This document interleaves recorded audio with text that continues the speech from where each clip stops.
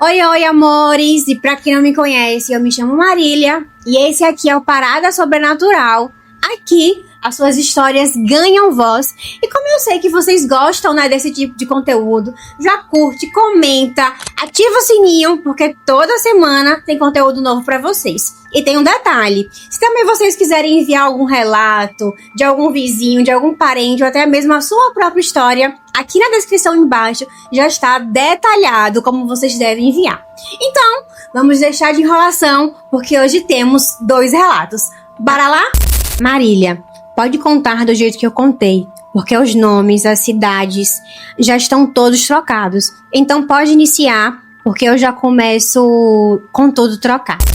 Olá, meu nome é Conceição, tenho 51 anos, moro em Uberlândia e passei os últimos 23 anos da minha vida trabalhando na casa de pessoas que na maioria a gente só conhece por televisão, pelo rádio ou pelo feed de Instagram. Não falo isso para me gabar, falo porque é importante você entender quem eu sou antes de te contar o que eu vi. Eu sou do tipo que não se impressiona fácil. Não fico de boca aberta diante de um carro importado ou de um closet maior que um apartamento. Já vi muita coisa muito parecida com isso. Entrei nessa profissão por necessidade, como a maioria. Tinha 18 anos, recém-chegada na cidade pequena do interior, precisando pagar conta e comer. E uma prima me arranjou a primeira vaga em uma casa de uma empresária muito conhecida em Uberlândia. Eu era novata, assustada, mas trabalhadora. E foi aí que eu descobri que eu tinha o dom natural para isso. Não é só limpeza, é descrição. É saber o que você vê e o que você não vê. É entender que dentro daquela casa você é invisível por escolha, não por obrigação. Que a invisibilidade nessa profissão é proteção. Fui crescendo, sendo indicada para outra casa, de empresária fui para político, de político fui para médico famoso, de médico famoso fui para apresentador de televisão. Cada casa com a sua própria dinâmica, seus próprios segredos, suas próprias estranhezas. Aprendi a não julgar. Aprendi a entrar, fazer o meu trabalho com excelência e sair sem carregar o que não é meu. Essa filosofia me serviu bem por décadas, até a casa do Vinícius. Em 2019, recebi uma ligação de uma conhecida minha, a Marlene, que trabalhava numa agência que gerenciava a carreira dos artistas. E ela disse: Conceição, tem uma vaga numa casa muito boa. O dono é um cantor sertanejo em ascensão.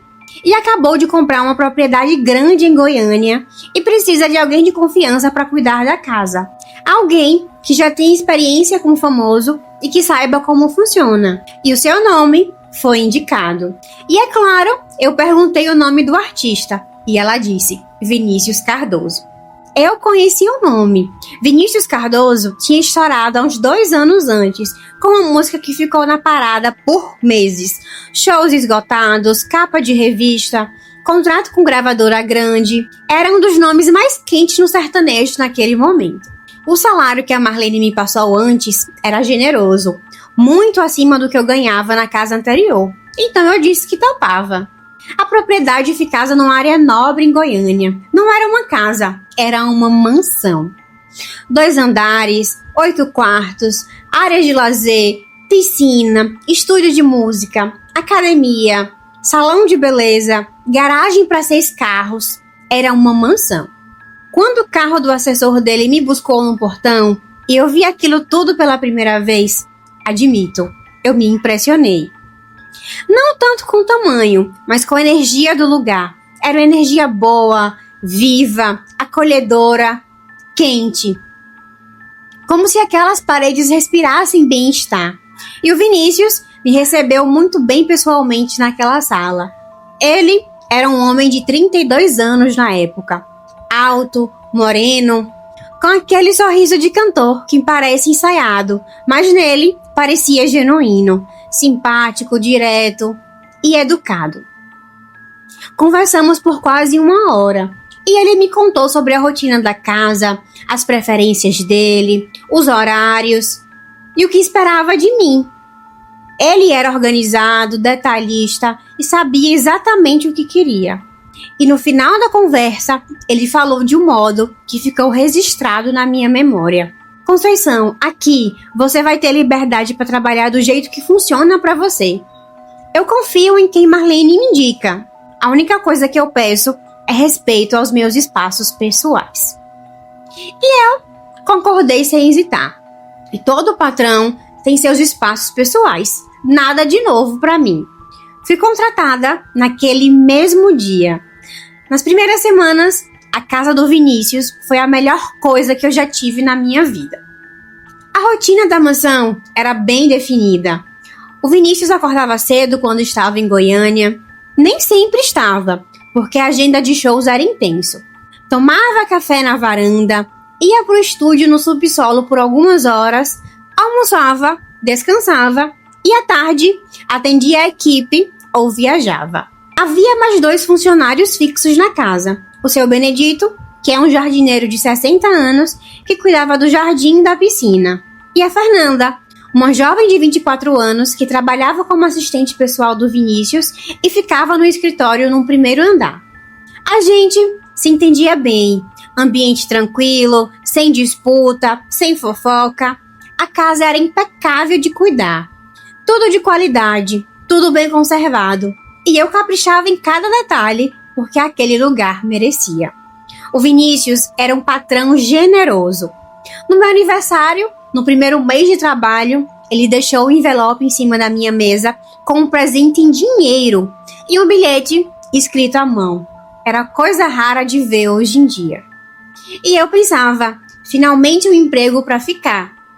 Mas havia uma coisa que notei logo na primeira semana.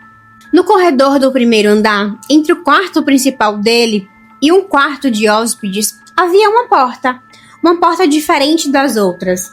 As outras portas da mansão eram de madeira clara, moderna, com maciça dourada, e essa era mais escura e mais pesada na aparência, mas com fechadura antiga que parecia não combinar com a reforma recente do resto da casa.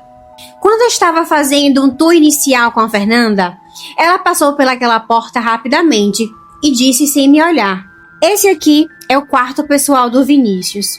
Não entra, não limpa, não precisa se preocupar com ele. Apenas esquece esse quarto. Finja que não existe."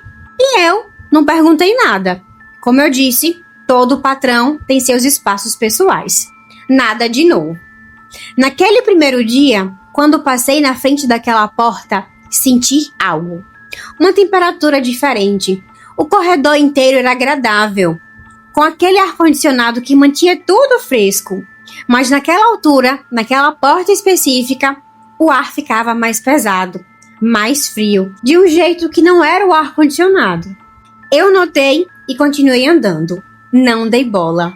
Aprendi faz tempo que na minha profissão, que o que você não pergunta, não te machuca. O primeiro sinal aconteceu 3 semanas depois de eu começar.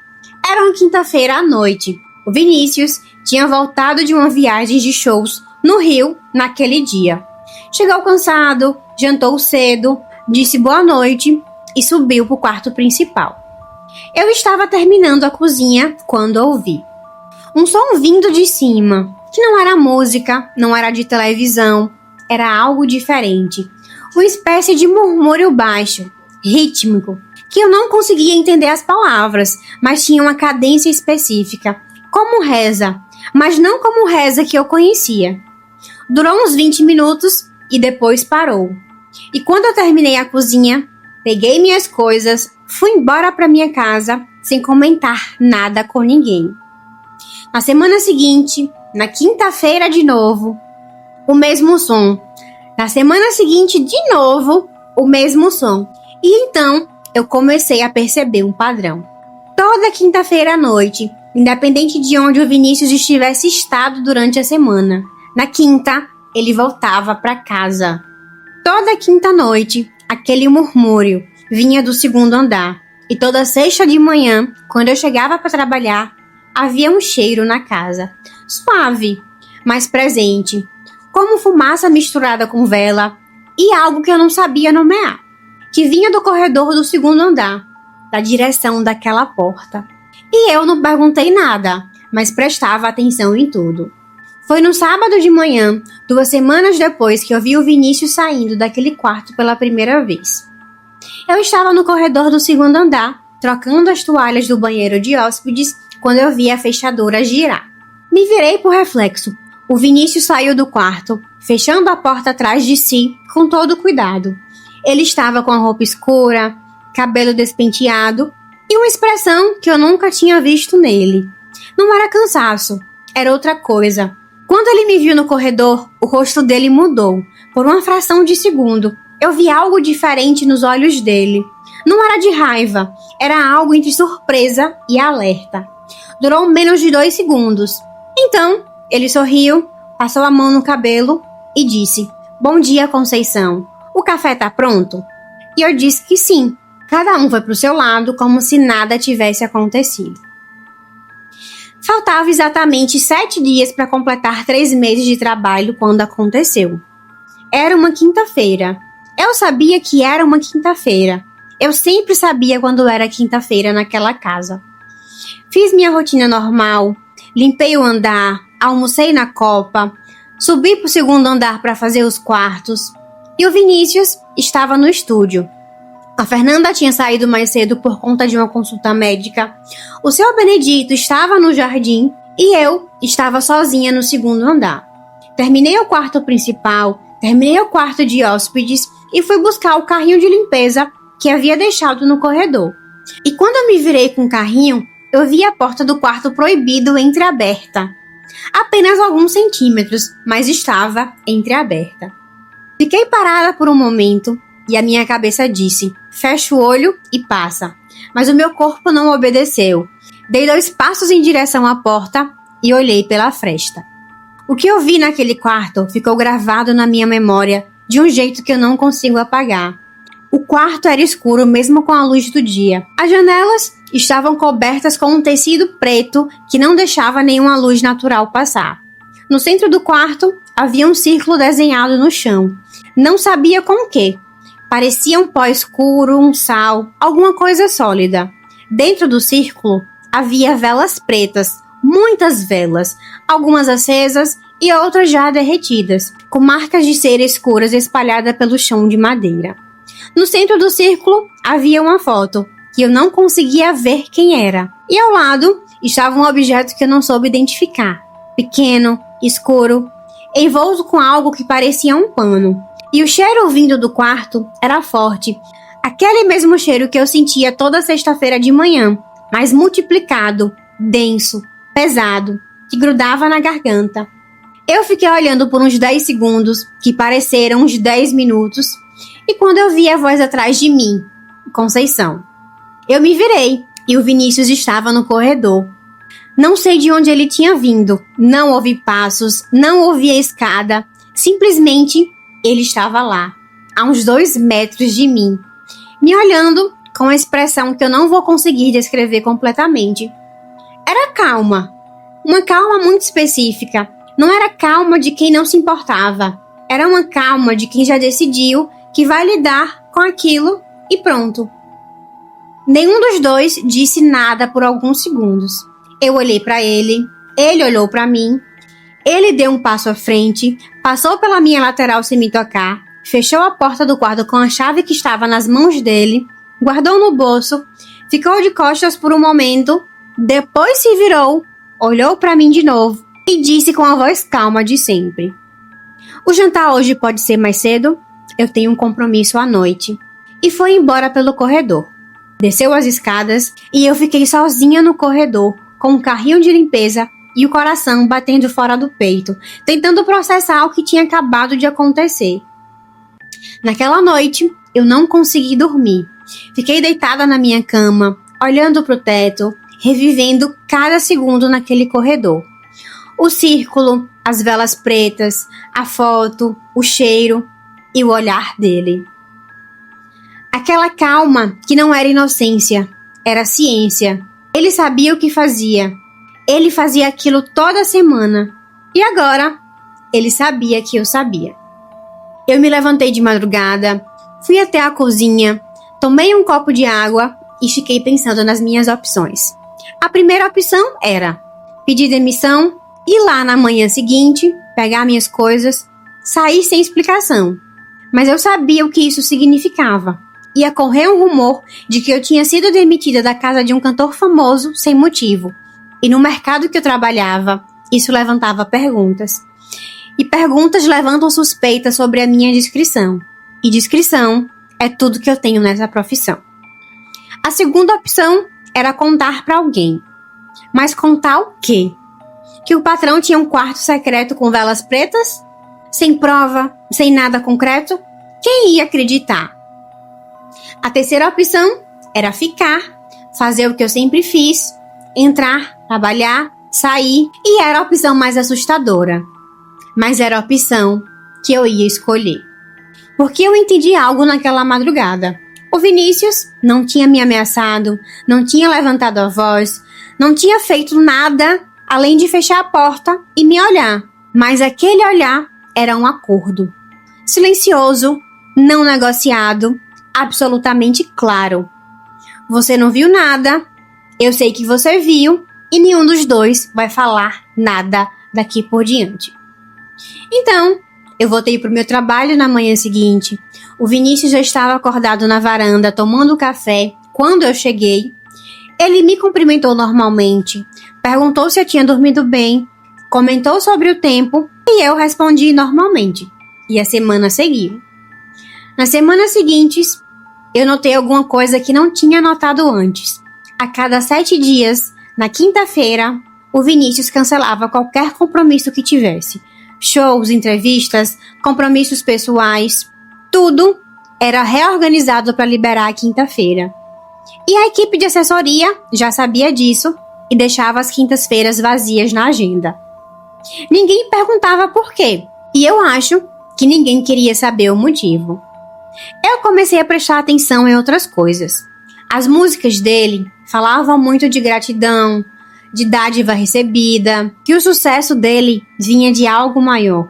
Em entrevistas, ele sempre agradecia o sucesso de um jeito muito específico. Não agradecia a Deus, não agradecia a família. Ele sempre dizia: agradeço o que foi feito por mim. O que foi feito por mim? E cada vez que eu ouvia essa frase em uma entrevista, eu pensava no quarto escuro, nas velas pretas e na foto no centro no círculo. E eu entendia que o sucesso do Vinícius Cardoso tinha um preço. Um preço a ser pago toda semana, a cada 7 dias. Eu estou naquela casa até hoje, faz 4 anos. A porta do quarto proibido, nunca mais eu me aproximei. Toda quinta-feira eu saio mais cedo e toda sexta-feira de manhã, quando eu chego, sinto aquele cheiro no corredor. Viro o rosto, respiro fundo e vou fazer o meu trabalho. Porque eu aprendi que tem coisas nessa vida que você vê, mas não pode tocar. Que você sabe, mas não pode falar. Que você entende, mas não pode julgar. Não é por medo, é por sabedoria. E o Vinícius continua no topo das paradas. Shows lotados, músicas estourando, fama crescendo. E toda semana, na quinta-feira, ele fecha a porta e paga o preço. Seja lá qual for. Eu sou a Conceição e esse foi meu relato de hoje. E essa história me fez pensar, qual é o preço do sucesso? Será que as pessoas estão dispostas a pagar o preço? Que a gente sabe, né, que tem muita gente que faz pactos e tem seu preço, eles cobram seu preço, mas aqui no Brasil, para ser sincera, eu nunca vi, eu ouvi sobre a Anitta. Diz que ela fez um pacto, né, que ela fica 15 dias reclusa, 15 dias em uma casa de terreiro. Depois que ela passa os 15 dias na casa de terreiro, ela volta, mas ela faz isso em tempos. Então, né, é um preço a se pagar, é o preço que ela paga. Por aí afora, né, os artistas Amy Winehouse, Lady Gaga, eu já ouvi muitos relatos misteriosos, sombrios. Mas enfim, eu acho que a fama não precisa ter o seu preço, não precisa se fazer pacto para ficar no topo das paradas. Eu acho que realmente você precisa se dedicar, dar o melhor de si, fazer o seu trabalho com empenho, que tudo dá certo. Mas cada um é cada um, né? Cada cabeça é um mundo. E a minha opinião referente a isso é essa. Já deixa aqui nos comentários o que é que vocês acham sobre pacto, sobre fama, sobre sucesso. Se vocês fariam. Eu, particularmente, não faria. E o segundo relato, gente, é da Camila. Meu nome é Camila, tenho 38 anos e essa é a história mais difícil que eu já tentei colocar em palavras, porque envolve a minha irmã. E amar alguém que te machuca é uma das confusões mais profundas que existe. Meu pai, o Renato, morreu em um acidente de trânsito quando eu tinha 2 anos e a Bruna tinha 3 meses de vida. Eu não tenho memória dele, apenas tenho fotos. E tenho histórias que minha mãe conta quando está de bom humor, mas memória de verdade eu não tenho. A Bruna nem tem fotos e nem tem memória. Nasceu e em 3 meses ficou sem pai. Crescemos com nossa mãe, Elza, em uma cidade pequena. A minha mãe trabalhava como caixa de supermercado, fazia extra quando conseguia e cuidava da gente com o que tinha. A vida era justa, digna, mas sem sobra. E tinha uma dinâmica naquela casa que eu só fui nomear quando adulta. A minha mãe tratava a Bruna diferente. Não era crueldade, não era falta de amor pela Bruna. Era uma dor que minha mãe não sabia administrar, porque a Bruna era a cara do meu pai. Os mesmos olhos, o mesmo formato do rosto, o mesmo jeito de sorrir. E toda vez que minha mãe olhava para Bruna, ela via o meu pai. O Renato, que tinha morrido. O Renato, que tinha deixado ela sozinha com as 2 bebês. E então, ela desviava o olhar. Não sempre, mas o suficiente para uma criança sentir. E eu era parecida com a família da minha mãe. Os olhos da minha avó, o jeito da minha tia. E a minha mãe me chamava de minha menina, me levava junto nas compras e me contava as coisas e perguntava a minha opinião. E para Bruna, era sempre presente, mas distante. Cuidava, protegia, supria, mas não se entregava do mesmo jeito. E a Bruna via tudo isso, com aqueles olhos do meu pai que ela nunca conheceu, ela via tudo. Desde que eu me entendo por gente, a Bruna me seguia, literalmente. Para onde eu ia, ela ia. O que eu brincava, ela brincava. O que eu gostava, ela gostava. O que eu comia, ela comia. No começo, eu achava fofo ter uma irmãzinha assim, tão dedicada, tão presente, tão apegada. Mas com o tempo, isso foi ficando pesado. Quando eu tinha amigos na escola, a Bruna queria entrar no grupo. Quando eu ia para uma festa de aniversário, ela ficava inconsolável se não fosse junto. Quando eu fechava a porta do meu quarto para ter um momento de privacidade, ela ficava do lado de fora me esperando. E uma vez, quando eu tinha 12 anos, eu fechei a porta do meu quarto, coloquei uma música e uns 40 minutos depois abri. A Bruna estava ali, sentada no chão do corredor, encostada na parede me esperando. E eu perguntei por que ela não tinha ido brincar. E ela respondeu: eu prefiro esperar você. Aquilo me arrepiou de um jeito que eu não soube explicar na época. Havia algo naquele amor que não era leve, era denso, intenso, quase desesperado, como se eu fosse a única coisa real no mundo dela. E para completar essa dinâmica, a Bruna fazia tudo que eu pedia. Tudo. Eu pedia para ela ir buscar água, ela ia correndo. Eu pedia para ela me emprestar a borracha e ela dava sem nem pensar. Eu pedia para ela não contar à minha mãe que tinha chegado tarde e ela ficava em silêncio absoluto. Eu não era uma irmã cruel, mas eu era adolescente. E hoje eu olho para isso com vergonha.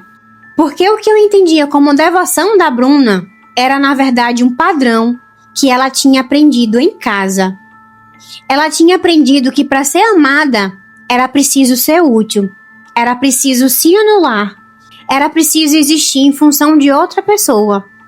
E ela aprendeu isso com minha mãe, sem que a minha mãe soubesse que estava ensinando. e ela reproduziu comigo. Quando eu tinha 16 anos, eu comecei a namorar pela primeira vez. Um menino da escola, o Rafael, e eu achava o máximo. A Bruna odiou. Não abertamente, mas eu comecei a notar as coisas. O Rafael me contou que a Bruna tinha dito pra ele, num dia que ele foi me buscar lá em casa, que eu tinha falado mal dele na semana anterior. Mentira. Quando eu perguntei pra Bruna, ela disse que tinha se confundido, que era outra conversa. Com os olhos marejados, com aquela expressão de quem tá sofrendo, eu cedi. E eu sempre cedia com aquela expressão. O namoro com o Rafael durou uns 3 meses e terminou sem motivo claro. Ele foi ficando distante e eu nunca soube exatamente o que a Bruna tinha feito. Mas com o segundo namorado, aconteceu. E com o seguinte, novamente. Sempre com aquela sutil presença da Bruna no caminho. Uma palavra daqui, um mal-entendido dali, uma informação distorcida acolá. Eu não conectava os pontos porque não queria conectar. Porque conectar significava encarar algo que eu não queria encarar sobre a minha irmã. A vida foi passando.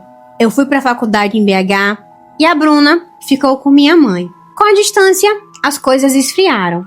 Parecia que a gente tinha encontrado um ponto de equilíbrio. Eu visitava nos finais de semana e a gente se falava por telefone. A Bruna parecia mais tranquila, mais estável. E eu respirei aliviada. Pensei que a fase difícil tinha passado. E não tinha. Ela só tinha mudado de forma. Em 2016, aos 28 anos, eu conheci o Henrique.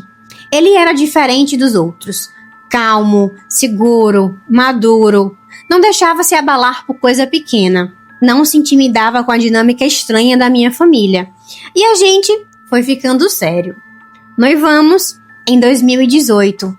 A Bruna veio ao noivado, sorrindo, abraçando, dizendo que estava feliz. Mas eu vi, depois de anos, eu aprendi a ver que aquele sorriso não chegava aos olhos. Nos meses seguintes que se seguiram ao noivado, eu comecei a ter problemas de saúde. Os médicos não conseguiram explicar o que era. Um cansaço extremo, queda de cabelo fora do normal e uma tristeza que chegava e ficava por dias. Além da insônia, que não cedia por nada. Fui ao médico, fiz exames, mudei a alimentação, comecei terapia e nada resolvia completamente. O Henrique estava preocupado. A minha mãe ficava preocupada. A Bruna me ligava todos os dias perguntando como eu estava, com uma preocupação muito específica, detalhada demais, como se soubesse exatamente o que perguntar. E foi minha terapeuta que me fez a pergunta que tudo mudou. Numa sessão que eu estava descrevendo os sintomas, e ela parou e disse: Camila, quando você fala dos seus sintomas, você sempre menciona a Bruna logo em seguida. Isso é um padrão da nossa conversa faz meses. Você já pensou no que essa conexão significa? E eu fiquei em silêncio por um longo tempo. E fui para casa naquele dia com uma semente plantada que eu não conseguia ignorar mais. Comecei a fazer experiências silenciosas. Contei para ela que tinha parado de tomar o remédio. Dias depois, a minha terapeuta contou que eu parecia bem mais disposta naquela semana. A Bruna ligou perguntando se eu estava bem, e com uma voz de decepção quando eu disse que sim. Aquilo me gelou. Fui até minha mãe e contei tudo. Então, a minha mãe disse uma coisa que eu nunca vou esquecer. Camila, tem uma coisa que eu nunca te contei. Tem uns 2 anos que eu achei uma coisa no quarto da Bruna. Achei por acidente, porque estava arrumando o quarto para ela. Era um potinho pequeno. E eu perguntei para ela o que era. E ela disse que era uma coisa da amiga dela e que ia devolver. Eu acreditei, mas o potinho estava escrito seu nome. O seu nome escrito. E quando minha mãe disse isso, eu precisei me sentar. E minha mãe disse isso com a voz estremecida. Eu não quis acreditar no que estava pensando. Então, eu fingi que não vi. Eu procurei uma casa de umbanda indicada por uma amiga, a mãe Sandra. Quando eu terminei de contar, ela ficou em silêncio e depois disse: o que foi feito contra você veio de alguém que te ama de verdade. E isso é mais difícil de tratar. é mais difícil de quebrar, porque o amor dela é real. A intenção dela era te manter por perto, mas o método que ela usou te adoeceu. A mãe Sandra trabalhou comigo por várias sessões. A melhora foi gradual, mas foi real. O cansaço foi cedendo, o cabelo parou de cair, a tristeza sem motivo tinha sumido. Eu me casei com o Henrique em 2019, a Bruna foi ao casamento, a gente se olhou na recepção por um momento longo, nenhuma de nós duas disse nada sobre o que havia acontecido entre a gente. Aquilo foi uma despedida. Hoje, eu e Bruna temos contato, limitado, supervisionado pela minha própria consciência. A Bruna faz terapia, está entendendo o que o ciúme fez com ela, o que a ausência do nosso pai e o olhar desviado da minha mãe construíram dentro dela. Eu não a culpo completamente, mas também não absolvo completamente, porque adulto escolhe. Em algum momento, ela escolheu o que fez. O que eu aprendi com essa história é que ciúme não tratado vira veneno, que o amor sem saudade pode destruir tanto quanto o ódio declarado, e que às vezes a pessoa que mais te machuca é exatamente quem mais precisou de cuidado e nunca recebeu. Muito obrigada por ler meu relato, um beijo, sucesso sempre. Acompanho sempre o canal de vocês e cada semana fico impressionada com cada relato. Espero que vocês possam compartilhar o meu relato. Beijão. E o que mais me toca nessa história é que Bruna não é um monstro, é uma criança ferida que não teve a atenção dos pais, não teve o amor da mãe e teve que conviver com a ausência do pai. Mas a gente também não pode passar pano pra tudo, né? A gente sabe que ela sofreu com tudo isso, mas que as suas escolhas refletiram na irmã. O sentimento que ela tinha pela irmã não justifica a ação que ela teve. Ela já era adulta, então agora ela realmente precisa conviver com seus atos. Hoje, graças a Deus, a parte da terapia está disseminada. A Bruna está fazendo terapia, então ajuda a colocar os sentimentos, os pensamentos dela no lugar. Mas é isso, gente. E aí, deixa aqui nos comentários o que vocês acharam dos relatos de hoje. Espero que vocês tenham gostado. Fica com Deus. Um grande beijo e abraço. Até semana que vem. Lembrando que toda semana tem conteúdo novo. Então já curte, comenta, compartilha, ativa o sininho e eu espero vocês.